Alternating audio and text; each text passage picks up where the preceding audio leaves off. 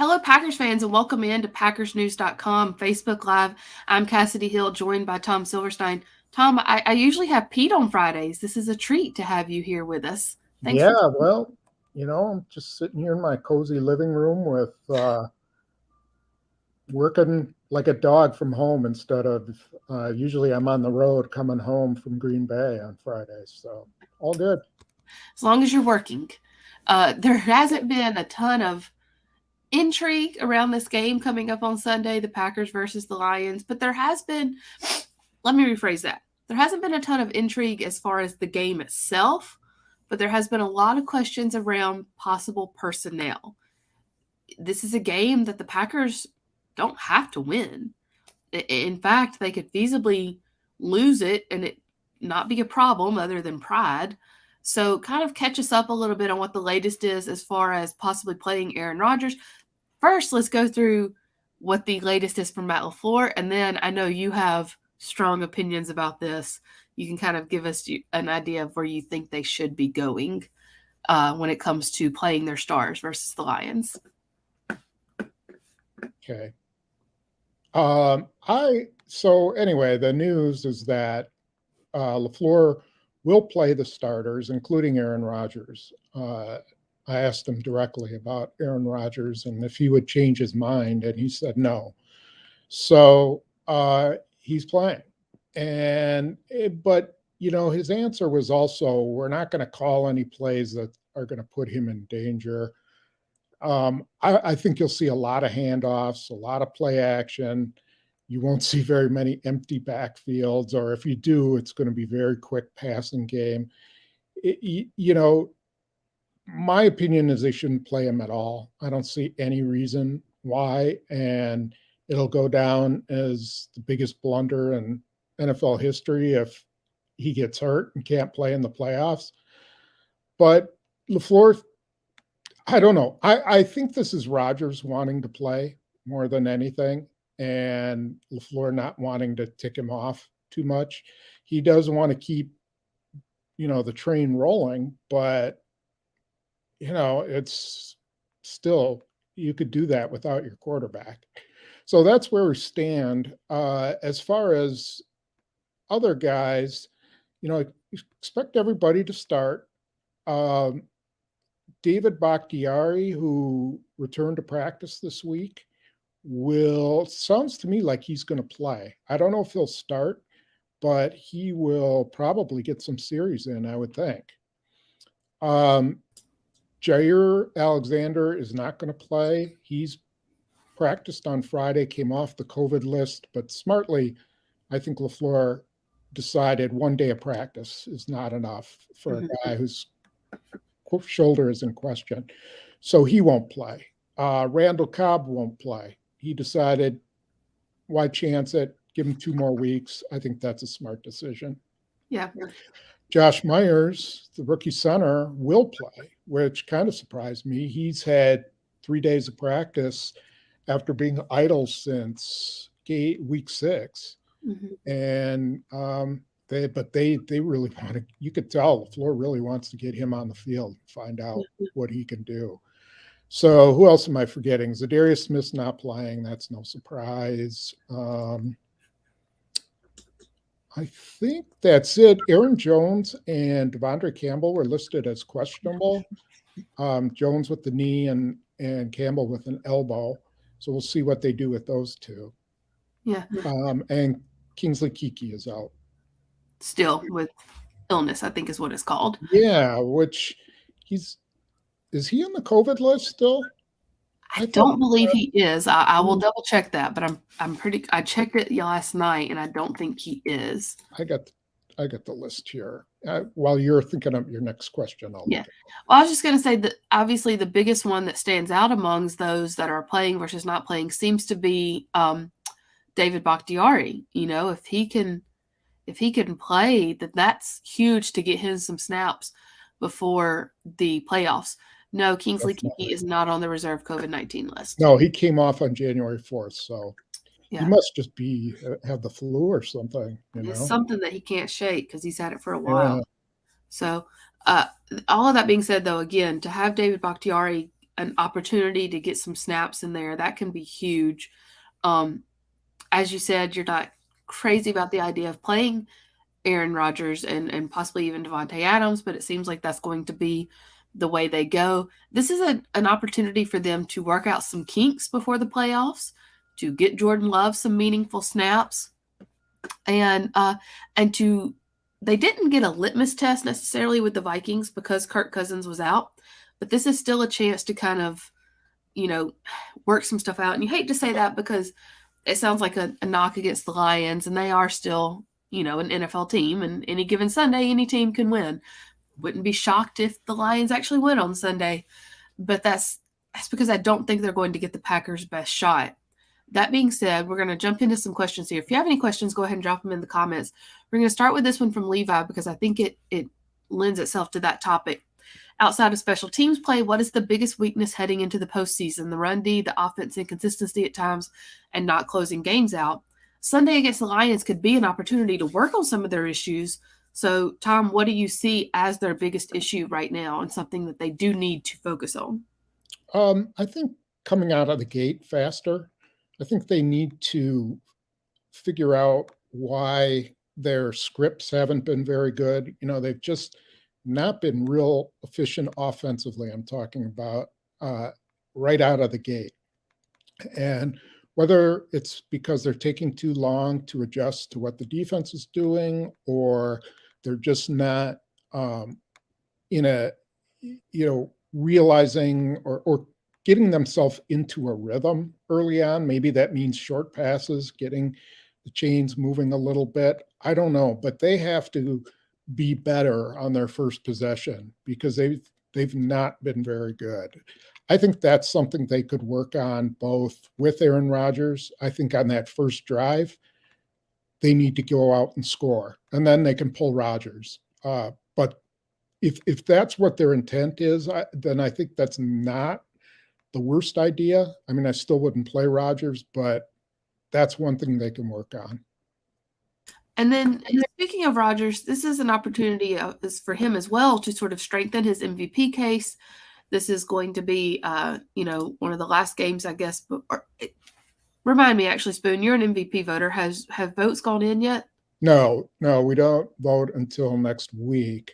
But I will say this. I mean, there's nothing Rodgers can do on Sunday that's going to change anybody's opinion. I mean, those opinions are in.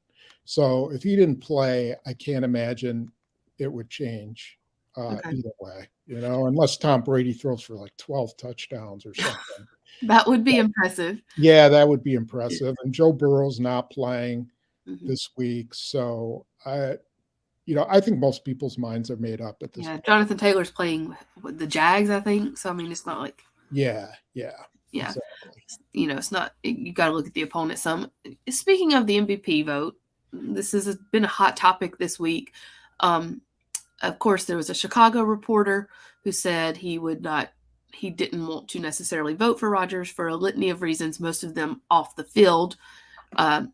Jacques asked the question, Tom, do you think there should be a review on how many people should be voting for the MVP, and should there be a specific criteria? You are an MVP voter, Tom. What do you think? There is a criteria. The Associated Press runs the MVP voting, and they review who's on the panel. They try to get someone who covers the team regularly in every market. And then there's a bunch of at-large guys. And, they try to get people who've been around and have some perspective as to what an MVP is. People who do their homework. I mean, I don't want to, pound my chest or anything, but I check with personnel people around the league. I call up and some assistant coaches I know.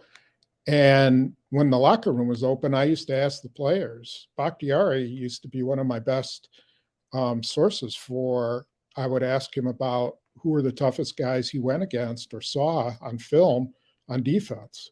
So, I think most of us do our diligence. And whatever Hub Arkish said out loud, that's his right. And there is no, as AP said in a statement, there's no criteria set for MVP. It's what you think is defines an MVP. And so all of us have a little bit of a different interpretation of that. But I still think everybody votes what they believe. And of course, it has been an interesting topic this week. And so thank you for providing that insight. I can attest that Tom does his homework on everything. So I would imagine that this is not any different. I don't know if I've ever seen a man watch as much film as you do, Spoon. Yeah. That's Or anybody with so little of a life as me. But that's a whole however you nother want to look at it. However you right. want to look at it. We went through the list of names earlier of people that could play versus not play. Jim with a reminder about Billy Turner. That Yeah, was he actually a did name mention. Matt LaFleur didn't mention today, and it stood out because he didn't mention it. He is still on the reserve COVID-19 list. Um, Yes. does it seem like they're just kind of hoping to get him back in time for the playoffs? Boy, I am the way they've kind of not talked about him at all sort of makes me wonder whether, he's a Super Bowl or nothing kind of a Mm-hmm. situation. I'm really surprised that it's taken this long, but he must have suffered a pretty severe, what I think is an MCL. They haven't told us for sure.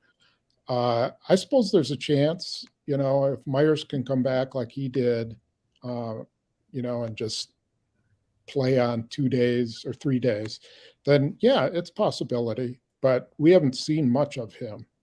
Mm-hmm. And the And then, COVID thing sets him back too, because right. he would have practiced this week. Brad asked about David Moore. From what we were told today by Matt LaFleur, it doesn't seem like David Moore will be available for Sunday, and they're Yeah, planning on he rolling said with he Amari would Rogers, not. right? Right. He would not be available. He's still on the COVID list. Amari Rogers will be the punt returner. Yeah. This is a good question from Mark because it might change how some fans watch games this weekend. Who do you think is the best matchup for the Packers in the divisional round? Basically, who should Packer fans be keeping their eye on game wise this weekend to kind of get an idea of what they could be facing? Oh boy, that's a good question. I try to stay pretty focused on, like Matt LaFleur would want me to, one game at a time. But I don't know if the Packers, if they're the number one seed and they have to play, so it'd be, one, um, probably the lowest seeded team that wins. Maybe Arizona would be a good matchup for them. Um, the Cowboys, that's an iffy one. I don't know. That's it could be the Rams, it could be the Buccaneers, it could be the Cowboys, it could be the Cardinals. I would say that the best matchup for them would be against teams they've beaten, which is the Rams and the Cardinals. Buccaneers, I still think until you beat them, they're the top team. Mm-hmm. So yeah, I guess I would say it would be Rams or Cardinals. And I just don't know how the Packers would match up against the Cowboys. Yeah. I know that we haven't talked too much, or whenever we do, you sort of smartly push it off about what they could do in the offseason with some of their different free agents. But Levi Mhm. asked, do you think if Josh being a rookie or being a restricted free agent, would a team pay him and give up a draft pick? Has he played well enough this season to sort of warrant that? Possibly. They could, if Bakhtiari comes back strong, they could also trade him. Uh-huh. They could tender him and then trade him. And that's sort of Uh, the second part to Levi's question. If Bach is back, does Josh move to right tackle or does Kelly keep the job? well, that's a good question too. I mean, ultimately, I would want. Um, I guess I would stick with Kelly for now because Nyman's been playing left tackle, but for next year, um, you know, they could conceivably go with Nyman. He'd be a cheaper option than Billy Turner. Mm-hmm. They could cut Billy Turner and stick with Nyman. Now, Billy Turner's been a really good player for them. So, you know, who knows? Maybe they get rid of Bakhtiari. It doesn't save them any cap money to get rid of him, but what if they could get a good draft choice for him? I Yeah. don't know. It's also still a big payday. So uh, we're going to do a couple more here, and then Spoon, I know you've got to go. Jacques asked, what do you think of special teams, especially after having a couple of decent weeks? Are they becoming more consistent at the right time? I would say I'll deem them consistent when it's been, if at the end of the postseason and they haven't lost them a game, the Packers a game, then I'll concede that they've been consistent. 3 games doesn't a season make. So while And I a do, reminder that, go ahead. no, I was just going to say, while I do think they are playing better, I, they just seem like a time bomb to me. Yeah. And I mean, Mason Crosby saved them from a bad snap on Sunday versus the Vikings. There was a really bad snap on that first attempt. And, could have been a bad snap, bad hold, not sure. It was a bad snap, yeah. Yeah, but Crosby saved them and was able to get it up. And then, we saw with David Moore some of the best return ability we've seen yet, but now he's not in there. So we'll see when he comes back, Yeah, I think they've kind of stabilized things. So, they still make a few mistakes here and there, but the kicking game isn't a mess anymore. Mm-hmm. The coverage units are back to being pretty good. And then Moore is a solid but not spectacular option at punt return, and that's really what they need is solid. And so that is kind of, they've kind of leveled off, which is not a bad thing. Mm-hmm. We're going to take one more. I do want to say this, Callum. I see where you've asked a couple of times about Devontae Adams. I think that's actually something we've talked about. So, which is going to say that's still something that's up in the air. Is going to require a lot of money. So we'll kind of see where that goes. Last one. That's a tough situation. They are in deep doo-doo with Adams. Yeah. Because I really don't think they can franchise him. It's a $20 million cap hit, and they already got Rodgers on the books for $46 million. Yeah. So that's $66 million for 2 guys. And they have to sign Adams. If they're going to bring him back, they have to sign him to a long-term deal. They can't bring him back on the franchise. Right. That's debilitating. And he was asked about the franchise tag the other day, and he said, basically, I'm going to be professional right now and not address it, which to me said, you don't want me to address it right now because it would not be professional. He's in a good spot. I mean, unless he wants to absolutely staying in Green Bay, he's going to make a lot of money this offseason, whether it's in Green Bay or whether it's somewhere else. But he's gone out, proved himself, and now he's got that pot of gold waiting for him. Yeah. We're going to take one last one here, and then we're going to let you get back to work. Has the tight end position made up for the loss of Tunyon? No. I was about to say, I know what I'm thinking, but I'm going to see. Yeah, they miss his down the field ability. And even though he wasn't having a very prolific year, kind of got the feeling he was starting to come on and they were going to use him a little bit more. They had sort of had to use him to chip block because Nyman was replacing Elton Jenkins right about then. And he was just in Arizona, he was starting to get his groove, and that's when he got hurt. I will say Tyler Davis has been a nice surprise. You see him, he can get down the field, down the middle of the field, and his role continued to grow. But no, even collectively, I don't think they can replace Tanya. And I will say one thing they have done, and that is used Alan Lazard as a replacement in the passing game. And even in the run game too. I mean, Lazard, he lines up as a tight end or in the tight end position, and sometimes he blocks and sometimes he goes out. So that's one thing they've been creative with, but it's still Tanyan's Tanyan, and they miss him. Yeah, It's always fun to watch him scooting around at practice, though, on his little Yeah, custom-made little half wheelchair, half Vespa is what it I'm looks sure he like. would be happy to donate that in exchange for being back on the field in a New I'm York sure minute. he would too. I'm sure he would too. They look forward to having him back.